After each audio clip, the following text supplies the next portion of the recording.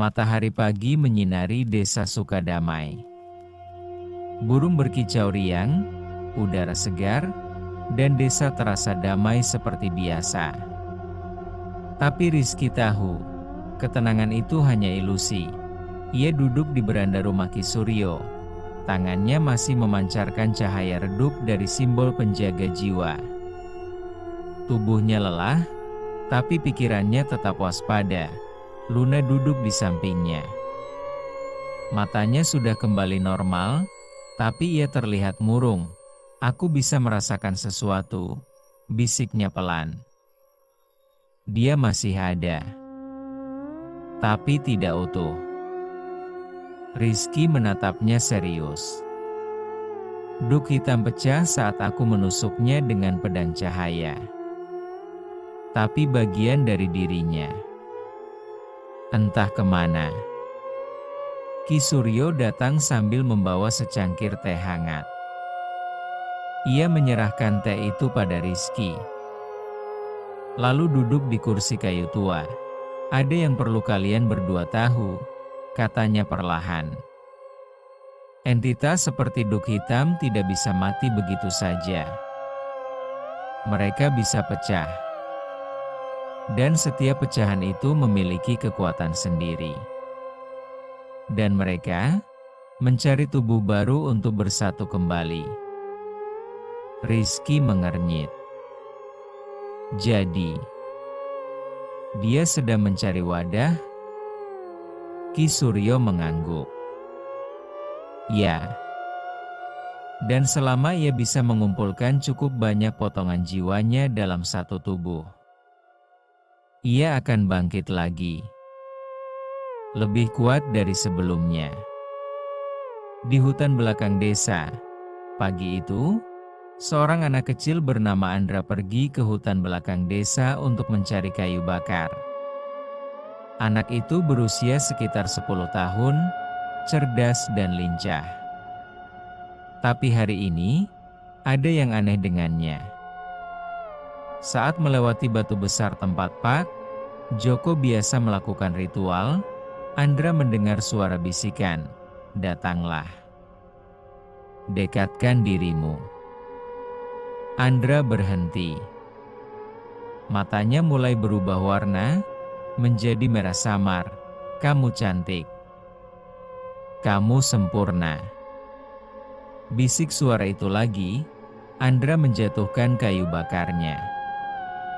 Ia melangkah perlahan ke arah batu itu. Di bawah akar pohon besar, tanpa retakan tanah yang gelap dan dalam. Tanpa sadar, ia masuk ke dalamnya. Dan mata Andra pun menjadi merah pekat. Beberapa jam kemudian, ibu Andra datang ke rumah Ki Suryo, menangis dan panik. "Anak saya hilang. Dia pergi ke hutan pagi tadi dan belum pulang." Rizky langsung berdiri. Hatinya mencemasakan hal terburuk. "Kapan terakhir kali kamu lihat dia?" Tanyanya cepat. Ia bilang mau cari kayu, tapi sudah 2 jam. Kok belum balik juga? Tolong carikan dia." Rizky menatap Luna. "Ayo kita cari." Ki Suryo menghela napas. "Hati-hati. Kalau Duk Hitam sedang mencari wadah, maka Andra bisa saja sudah." Ia tak menyelesaikan kalimatnya. Di dalam hutan, setelah mencari beberapa jam, Rizky dan Luna akhirnya menemukan jejak Andra. Di bawah batu besar, mereka melihat bekas langkah kaki kecil yang mengarah ke lubang besar di bawah pohon. Namun, saat mereka mendekat, "Jangan dekati!" teriak sebuah suara dari balik semak-semak. Seorang lelaki tua muncul. Wajahnya penuh keriput, matanya sayu. Ia adalah salah satu penduduk desa yang dikenal sebagai orang gila. Di sana, di dalam, dia sudah masuk. Aku melihatnya. Tapi bukan dia lagi. Matanya merah. Suaranya tidak manusiawi. Rizky dan Luna saling pandang. "Ini buruk," kata Luna. Kalau duk hitam sudah mengambil alih tubuh anak kecil, maka kekuatannya akan bertambah cepat. Rizky mengepalkan tangannya. Simbol di lengannya menyala. Aku harus masuk. Sebelum dia berhasil mengumpulkan semua pecahan jiwanya. Rizky berdiri di tepi lubang gelap. Ia menatap ke dalam. Suara bisikan terdengar dari dalam sana. "Masuklah. Mari kita mainkan permainan MU." Rizky menghela napas. "Aku siap." Ia melompat ke dalam, dan bayangan hitam menyambutnya. Rizky jatuh ke dalam lubang gelap tanpa dasar yang terlihat. Udara dingin menusuk kulitnya. Bau tanah basah dan bunga mati memenuhi hidungnya. Tubuhnya terus meluncur, seolah-olah ia tidak hanya jatuh secara fisik, tapi juga jatuh ke dunia lain. Lalu, bruk! Ia mendarat di atas permukaan lembut yang aneh. Bukan tanah, bukan pasir. Lebih seperti daging manusia yang lunak dan bergerak pelan. Rizky bangkit cepat. Ia mencoba melihat sekeliling, tapi tidak ada cahaya. Hanya bayangan hitam yang bergoyang-goyang seperti tarian hantu di tepi kesadarannya. Dan kemudian, "Kamu datang lagi." Suara itu rendah, serak, dan familiar. Tapi kali ini, suaranya lebih kecil, lebih rapuh. Seperti suara seorang anak, Rizky menoleh perlahan. Di depannya, berdirilah Andra. Matanya merah menyala. Wajahnya pucat. Bibirnya tersenyum, tapi senyum itu tidak bahagia. Itu adalah senyum milik sesuatu yang sangat tua dan sangat jahat. "Aku senang kamu datang. Aku butuh tempat untuk pulih. Dan tubuh ini cukup baik untuk sementara waktu." Rizky menjulurkan tangannya. Simbol di lengannya mulai bersinar, keluar dari tubuh itu. Dia tidak pantas jadi wadah MU. Andra tertawa pelan. Tapi suaranya berubah. Menjadi lebih dalam. Lebih ganjil. "Oh, Nak. Kamu pikir aku masih butuh izin darimu?" Andra melangkah maju. Matanya semakin redup. "Aku sudah mulai menyusun kembali diriku. Satu potong jiwa di sini. Satu potong jiwa di sana. Dan kau hanya penjaga jiwa kecil yang percaya pada takdir." Rizky mendengus. "Aku tahu siapa aku. Dan aku tahu apa tugasku." Andra tersenyum lagi. "Maka mari kita lihat apakah kamu layak menyandang gelar itu." Di sisi lain, tiba-tiba, lantai tempat mereka berdiri mulai berubah. Permukaan daging itu membengkak, membentuk tangan-tangan besar yang mencoba menangkap Rizky. Rizky melompat mundur, lalu mengacungkan simbol cahaya ke udara. Dengan nama cahaya penjaga jiwa. "Aku perintahkan kalian. Keluar." Cahaya menyelimuti ruangan. Tangan-tangan itu menjerit dan menghilang. Namun, Andra tetap berdiri. Bahkan, ia semakin tinggi. Tubuhnya mulai berubah. Kulitnya retak-retak. Di baliknya, tampak jaringan hitam dan api biru. "Kamu bisa menghalangi satu bagian dariku. Tapi tidak semua." Tiba-tiba, Bayangan-bayangan lain muncul dari dinding. Mereka berwujud orang-orang yang pernah dibunuh oleh dukun santet selama bertahun-tahun. Ada ibu yang menangis, anak kecil yang ketakutan, dan roh-roh yang tersesat. Kami miliknya, bisik mereka serentak. Kami adalah bagian darinya. Rizky menelan ludah. Ia mulai ragu. Apakah ia benar-benar bisa mengalahkan sesuatu yang sudah tersebar ke seluruh alam? Di sisi lain, saat Rizky mulai goyah, sebuah ingatan muncul di benaknya. Ia teringat saat masih kecil, kakeknya duduk di depan api unggun dan berkata, "Penjaga jiwa tidak menang karena kekuatan, tapi karena keyakinan." Keyakinan bahwa ada hal-hal yang harus dilindungi, meskipun nyawa menjadi taruhannya. Rizky menatap tangan kirinya. Simbol itu bersinar lebih terang dari sebelumnya.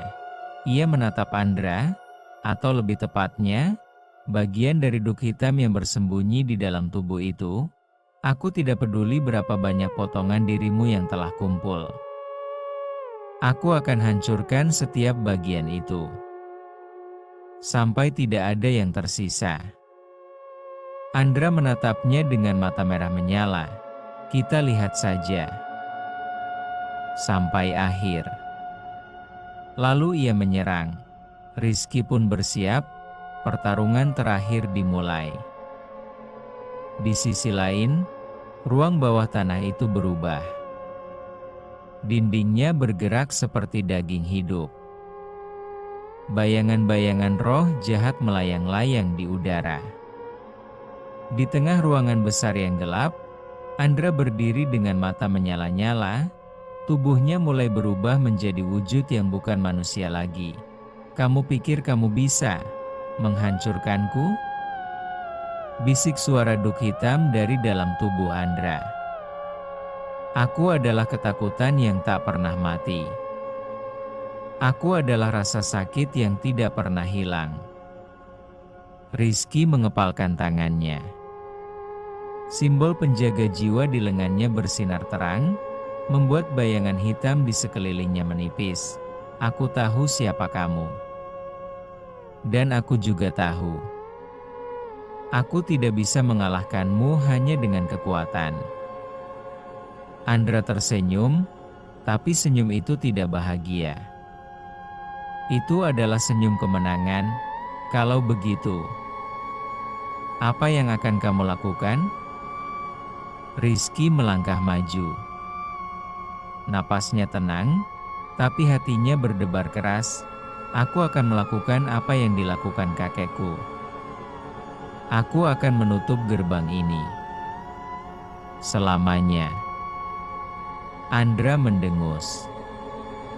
Maksudmu pengorbanan jiwa? Kamu gila kalau berpikir kamu bisa melakukannya sendiri. Rizky menatap matanya tajam. Aku bukan dia. Tapi aku adalah bagian dari warisan itu. Dan aku siap membayar harganya. Andra tertawa panjang. Suaranya semakin dalam, lebih ganjil. Tubuhnya mulai memancarkan asap hitam. Kalau begitu, mari kita lihat apakah kamu benar-benar siap. Ia menyerang. Duk hitam melepaskan serangan bertubi-tubi. Bayangan hitam menyerang dari segala arah. Api biru menyembur dari tanah. Asap tebal mencoba menutup pandangan Rizky. Namun, ia tetap tegak. Simbol penjaga jiwa di lengannya menyala terang. Ia mulai membaca mantra kuno yang diturunkan dari generasi ke generasi keluarganya. Aku serahkan diriku sebagai penjaga, sebagai pelindung, sebagai akhir dari kalian. Andra menjerit kesakitan saat cahaya itu menyentuh tubuhnya. Jangan! Teriaknya dengan suara yang sudah tidak manusiawi. Kamu tidak boleh melakukannya. Tapi Rizky terus membaca mantra. Aku ikat jiwaku pada gerbang ini. Sampai akhir waktu. Cahaya itu meledak, dan semua bayangan mulai menipis. Sebelum cahaya sepenuhnya mengambil alih, Andra tiba-tiba berteriak, "Rizky! Tolong aku!" Matanya berubah sejenak, kembali normal. Wajahnya penuh air mata. "Aku takut. Aku takut." Rizky menatapnya sedih. Ia tahu, anak itu tidak bersalah. Hanya menjadi korban. Maafkan aku, Andra. Aku akan melindungimu. Bahkan dari sini. Lalu ia menjulurkan tangannya. Cahaya itu menyelimuti tubuh Andra. Anak itu menjerit, lalu, "Terima kasih." Dan ia pun pingsan. Ruang itu mulai runtuh. Dinding bergetar. Bayangan hitam menghilang satu persatu. Pecahan jiwa Duk Hitam mulai lenyap, tak bisa berkumpul lagi. Rizky berlutut. Tubuhnya mulai transparan. Jiwa penjaga telah terikat pada gerbang dunia gaib selamanya. Di atas, Luna dan Ki Suryo merasakan getaran hebat. Mereka tahu Rizky berhasil, tapi dia tidak akan kembali, kata Ki Suryo pelan, menatap lubang gelap itu. Luna menangis. Dia menyelamatkan kami semua. Kita masuk ke epilog. Desa Sukadamai kembali tenang. Matahari terbit menyinari sawah-sawah hijau, burung berkicau riang, dan udara pagi penuh aroma tanah basah. Tapi bagi penduduk desa, keadaan itu tidak lagi terasa biasa. Mereka tahu, ketenangan itu dibayar dengan harga yang sangat mahal. Rumah Ki Suryo berdiri seperti biasa, tapi kini sunyi. Ia duduk di beranda sambil memandangi langit pagi. Tangan tuanya memegang selembar kain lusuh bertuliskan mantra penjaga jiwa. Matanya berkaca-kaca, "Kamu hebat, Nak.